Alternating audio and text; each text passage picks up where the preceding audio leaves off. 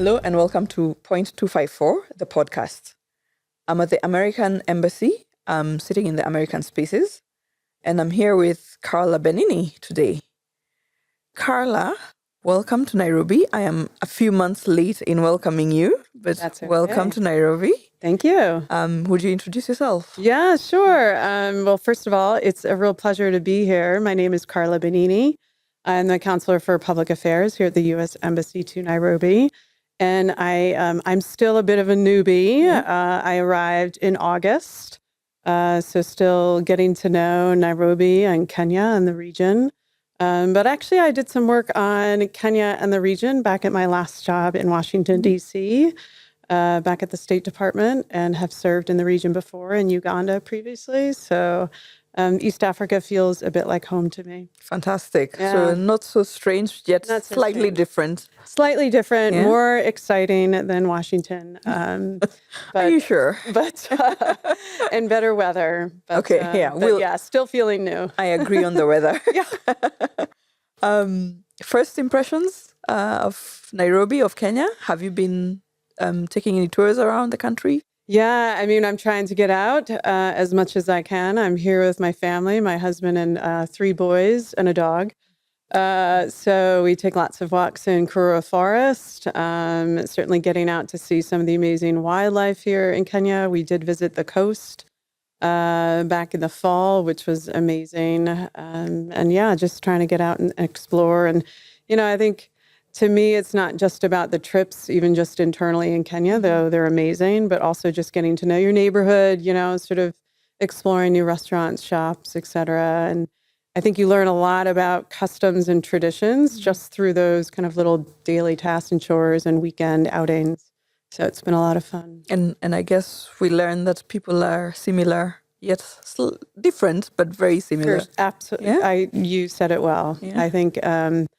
I think this is like my 5th or 6th continent, having served in the State Department for 20 years now. And I find humans are incredibly similar. And that's kind of amazing. But also, of course, it's great to understand the customs and traditions and language that Kenya has to offer. Okay. Thank you. And Yeah. it's clearly a good impression I hope we've made on you. Absolutely. And to everybody else. So talking about public affairs, could you help us understand what exactly is public affairs and public diplomacy and what you do? Yeah, absolutely. I'm happy to have the opportunity to explain it a little bit better. To me, I really see us as the communicators here in Kenya for the U.S. government. We have an incredibly broad and deep partnership with Kenya that really spans the range across so many sectors, from trade and investment to our security partnership, democracy and governance, supporting civil society, what we do in the UN and other multilateral fora, as well as cooperate in the region. And so it's just this really broad and vast relationship and partnership. And our job is to really communicate that broad and deep partnership to the average Kenyan. And so we do that obviously in a multitude of ways. Sometimes that's through sort of your traditional press and social media campaigns, explaining who's the most recent U.S. government visitor, for example, or newest initiative. But it's also just through sort of people-to-people interactions, traveling around Kenya. Perhaps you saw recently, the ambassador has definitely been getting out a lot. And so we plan those trips that are really meant to show her and the Kenyan people really the multifaceted nature of our partnership with Kenya. So she had the pleasure of heading up to Turkana County just last week and learned a tremendous amount of the work we do with UN partners, with our development partners, through several U.S. government programs, through U.S. AID, our Agency for International Development. Talking about the economic partnership in Turkana County and what's possible up there. It was a terrific visit for her.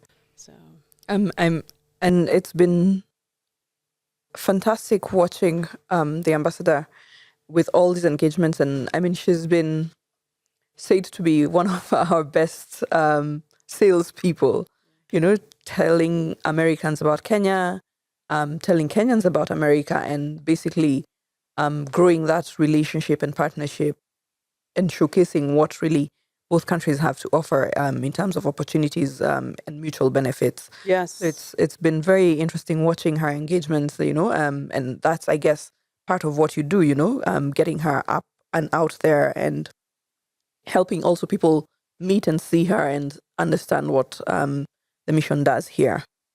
Well, and if I could just add on that, I think you're absolutely right. And it really comes from a genuine place. It's her own learning curve.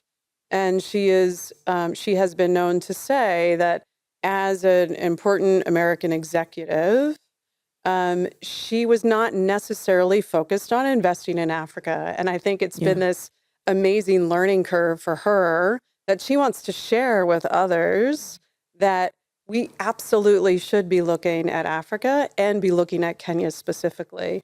And so I think it comes across as really genuine, and she's quick to list out all the reasons why that's the case. But so yeah, she's been active. She's been to a number of counties, and we're planning more on the near horizon. So all right. Speaking of engagement with communities, you do deal very much so with the media, very directly, because of course traditional and digital press is very important to us, and of course even to the point of where we utilize our own channels, so our social media channels, websites, and such. How do you think this helps Kenyans understand the American policy and how that is important to us? Yeah, I mean, that's a great question. I would say, often when we're engaging, let's say, with the traditional press, it might be that we have a particular visitor in town. And the way I look at those visits is an opportunity to talk about that aspect of our relationship, right? And so when we had the Secretary of Defense here last fall, it was important for him to speak to media here to help folks understand, and that was alongside President Ruto, sort of what the security partnership means. And so often what we're trying to do is use our visitors to talk about that broad and deep partnership, whether it's on sort of commercial issues. They're negotiating the strategic trade and investment partnership right now. We just wrapped that up, and there were press releases that describe sort of what that process looks like. But yeah, I mean, the media is absolutely integral to what we do as communicators. And so those relationships are really important to us, as well as social media, and how we communicate through those channels as well. With social media, I mean, technology is so vast and wide. Have you seen any? I mean, I know it's definitely been what would I call it? Not life-changing in some ways, but for media and for public affairs and for communicators, it's opened up this entire new world and methods of communicating. What would you say is maybe the best benefit you've seen in terms of the embassy communicating? Is it maybe that we're able to connect directly to the audience and in the same measure get feedback? Yeah. Kenyans like to offer feedback on social media. Kenyans on Not Twitter. just Kenyans, I can assure you. Yeah. No, I mean, I think obviously we're all, we continue to adopt and adapt to social media and its evolution.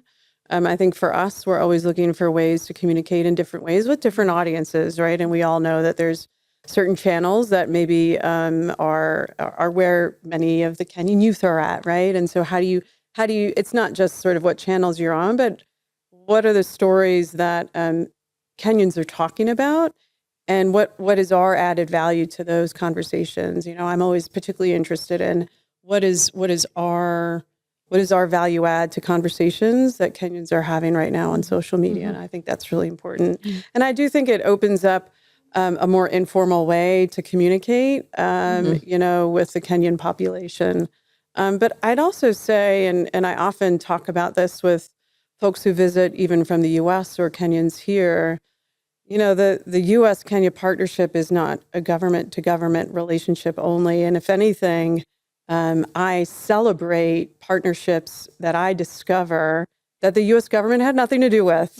And I think that really speaks to the robustness and strength of the relationship, because there's just so much communication that takes place between Americans and Kenyans all the time. Yeah. And I think that's evident on social media, right? And so I think that's really exciting. Okay.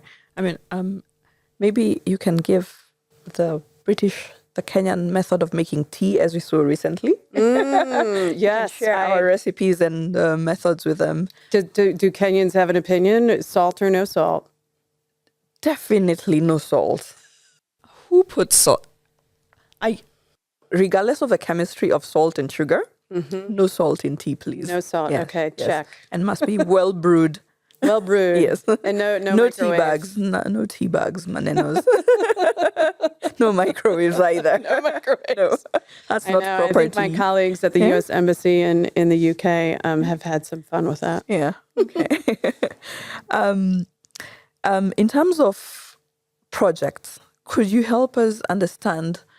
I mean, the mission is wide in what you do, but what are maybe the key projects that you have? We have the USAID, we have PEPFAR. What are the kind of programs that exist? And we understand that the mission has been here for 60 years. It's been a long relationship. I mean, 60 years is quite something. What has it been to be here for 60 years? And what are the programs that we've seen growing through the years? Maybe we can speak to, we may not have all the historical data, but what are the current programs that exist? Yeah, I mean, it's so hard to even pinpoint because it is so broad. We have over 35 U.S. government agencies who all focus on a variety of issues. And so that could be, our Centers for Disease Control, which is working in partnership with the government now on sort of outbreaks relating to the floods that Kenya experienced, right? And so we have experts working in the field in places like Garissa and others where we're seeing more, let's say Rift Valley fever, for example. We have Americans and Kenyans working in partnership to, try to quell those outbreaks. Of course, we have our friends at U.S. Agency for International Development who work, again, on a range of issues from climate to agriculture to supporting business and investment. We have people who work within the Foreign Agriculture Service who are trying to help certain Kenyan exports get to the U.S., so figuring out the standards of apples and mangoes and can we trade those things? And it can get very technical. Yeah. But at the same time, it's so important. It would be so exciting to sort of find ways that we can grow our exports, especially in the agricultural sector. The ambassador continues to work across a number of industries with Kenyan business, American businesses on deepening our investments here. And as you said, it's been 60 years. We celebrate in 2024, the 60th anniversary of U.S.-Kenya relations. And so we'll be looking for a number of ways to really talk about that relationship and what it has meant over the past 60 years, but really also to be forward-looking, right? It's not about so much what we've done, but what can we do together in the future? Yeah. And, I can say this from my time working in Washington as well. Kenya is an incredibly important and strategic partner for the United States here, not just in the region, but in Africa as a whole. And we really work very well together in a number of areas. So it's exciting. Yeah. Yeah, stay tuned. Hopefully for 60 more years. There you go. Yeah. When it comes to information and, disseminating the same information, sometimes there's so many things that go out there that are not necessarily true. A lot of it might be misinformation. Some of it might be disinformation. And there's the distinction between the two. Misinformation is where people manipulate the existing facts. Disinformation is where they outright give a separate set of information that is not true. How do you counter that, especially when it comes to what the embassy is communicating? in regards to the relationship with Kenya. Yeah. No, that's it's important to raise that. And I think, there is certainly misinformation and disinformation out there about the U.S.-Kenya partnership. But I think what we are able to do is really sort of drown that out with really what is an incredible story of our shared partnership and shared values. Looking at the Kenyan diaspora in the United States alone, the highest number of Kenyans in the U.S., any other country. And I think that really speaks to the partnership. And so when we think about, we need to sort of, whack-a-mole that story or this story, I find that those sort of instances where we might see incorrect information are completely drowned out by really positive stories about why do Kenyans and Americans have this close partnership? And it's because we share so much in common when it comes to sort of how we view society, how we value democracy, value human rights, et cetera. And so those things are really important to us, and they're important to Kenyans as well. And that's why I think the partnership's so strong. Okay. When it comes to public diplomacy, as a regular Kenyan, how is it that I can interact with the embassy and the mission? Maybe you could give us a few examples of, because sometimes it feels a bit mysterious to a lot of people, and they only get to experience maybe the consular section if they're not involved in any of the programs. That might be the only point of contact for them. How would you give ideas and tips on maybe what people can look to when it comes to engaging with the embassy? Yeah. Just as a regular Kenyan, Yeah, absolutely. Yeah. No, that's a great question. So one of the first places that Kenyans can go are our American corners. We're in one right now, the American Center in Nairobi. We also have other locations here in Nairobi, but also in Nakuru, in Lamu, in Mombasa. And these are open areas with internet, with resources, especially about studying in the U.S. We have Education USA, which provides information on how to study in the U.S. And so that's sort of like one of the first points of contact, and we can offer more information. You can find it on our website and social media feeds as well. But I think that's a great place to start.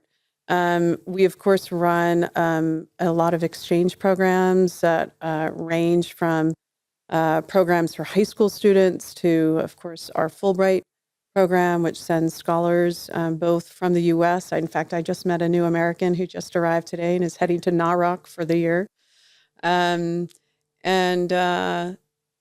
so there's opportunities to apply for those programs. We do also a lot here in terms of just supporting women, for example. We have a women entrepreneurship program.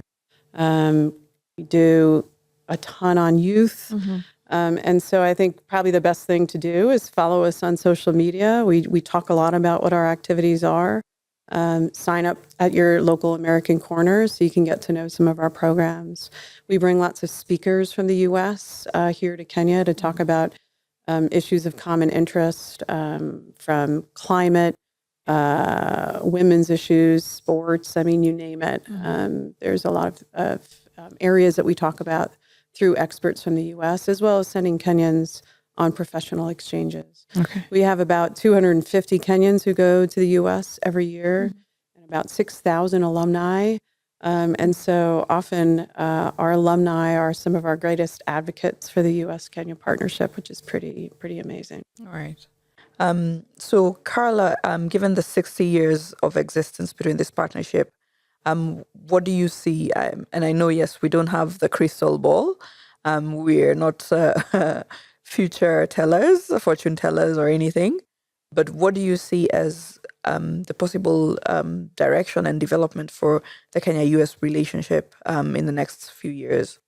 For me, when I look at the U.S.-Kenya partnership, I just see it getting closer because, let's face it, the world has a lot of really big, meaty challenges to face together, and we need partners like Kenya to tackle it. And, an incredible example, obviously, is climate, food security, sort of resilience. How do we help humans and animals, livestock and livelihoods adapt to a changing world? I would love to see, obviously, closer, partnerships with our people, and I think that will definitely continue. There are just tremendous opportunities to continue forging those partnerships between Americans and Kenyans. Youth, on a youth level, but also business investment. What's interesting is I didn't mention this about the ambassador's trip to Turkana County, but she went to the Turkana Basin Institute, which, have been Kenyans and Americans working alongside each other. The cradle, right? Ruto is the president's fond of saying, welcome back, welcome home. Yeah. But they're looking at that kind of history to understand sort of what are the lessons that we can take from sort of those fossils that could be applied to how to become more resilient in a world that's hotter, right? Yeah. And so I think that's really fascinating. Kenya is one of the most exciting places I've been. So I think there's a lot. There's a lot. Stay tuned. Okay, we'll look forward to that. So Carla, in the view of public diplomacy and from the public affairs section, what can we look forward to for maybe the next year? Yeah, no, that's there's a lot to look forward to. I think one of the things we're doing right now is really leaning into the creative economy space. So, whether it's movies, music, sports, I just think there's tremendous opportunities here for Kenyans to participate in the creative economy, be earning good money in the creative economy. And to me, when you look at, let's say, sports, for example, right, it's not just the game itself, but the economy that's created around these events. So we're working very closely with a number of organizations to do that. Of course, you might have heard the National Basketball Association, NBA, has opened up a new Nairobi headquarters. We're working very closely with them and others who are interested in the basketball space. We are working with Invention Studios, which announced last fall that they will be bringing film to Kenya, be filming at least 10 films here. And we have some news on that in the next couple of weeks. But yeah, I think that's particularly exciting is sort of how there's such creativity and innovation in Kenya. How can we help sort of grow that and really scale it in a way that Kenyans can be earning a living through the creative economy? I think there's great opportunity there. All right, and we look forward to it, and hopefully a lot more in the coming years. So thank you very much. We've been here with Carla Benini, who's the Counselor for Public Affairs at the U.S. Embassy, Nairobi. Great to be with you. Thank you. Thank you. All right, bye.